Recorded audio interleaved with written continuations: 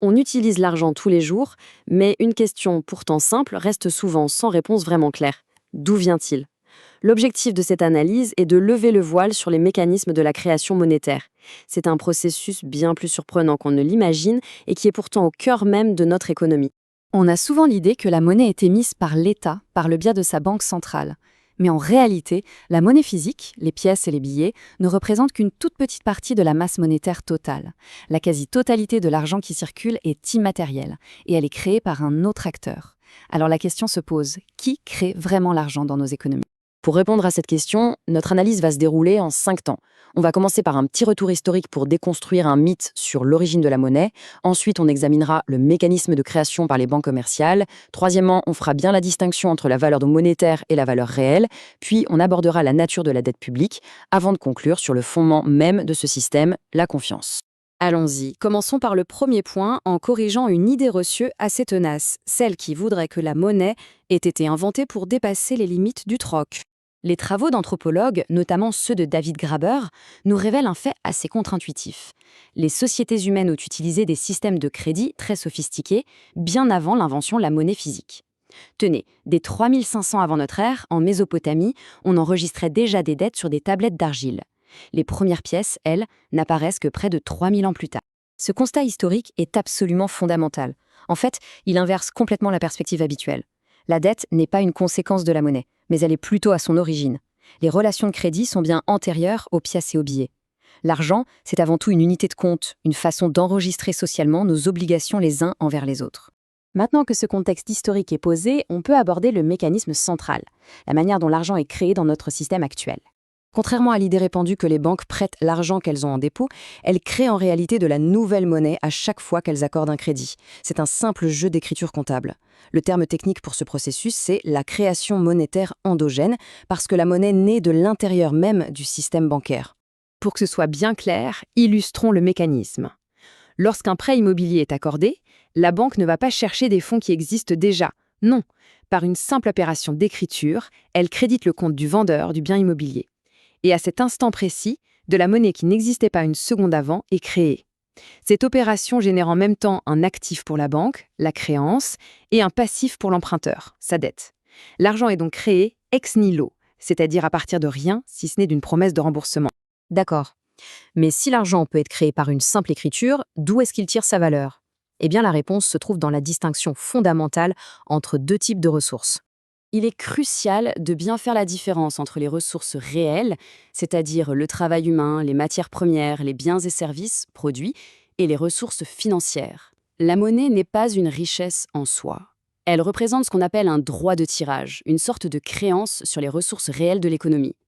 Sa valeur vient uniquement de notre capacité collective à l'échanger contre ces biens et services concrets.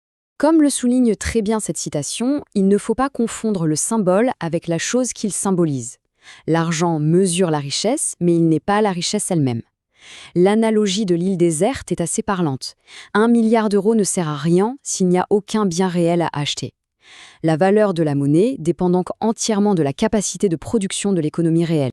C'est précisément ici que se situe tout l'enjeu de l'équilibre monétaire. Si la masse d'argent en circulation augmente plus vite que la production de biens et de services, alors, mécaniquement, la valeur de chaque euro diminue. C'est ce qu'on appelle l'inflation. La création monétaire doit donc, en théorie, être en phase avec la croissance de l'économie réelle pour maintenir cet équilibre. Maintenant qu'on a bien compris que la monnaie est essentiellement de la dette privée, penchons-nous sur son équivalent public, la dette de l'État. C'est un sujet qui suscite énormément de débats et, il faut le dire, beaucoup d'idées reçues.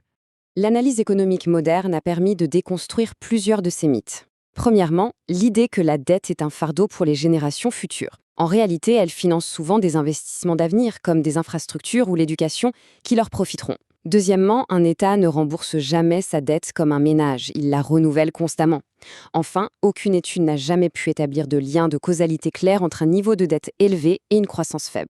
Le véritable enjeu de la dette publique, ce n'est donc pas tant le remboursement du capital que la charge des intérêts.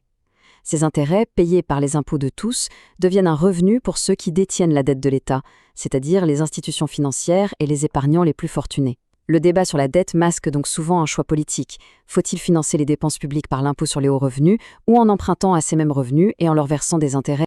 Nous arrivons maintenant à notre 5e et dernier point. C'est le pilier invisible de tout ce système. Cet édifice, qui a l'air si complexe, repose en fait sur un fondement entièrement immatériel.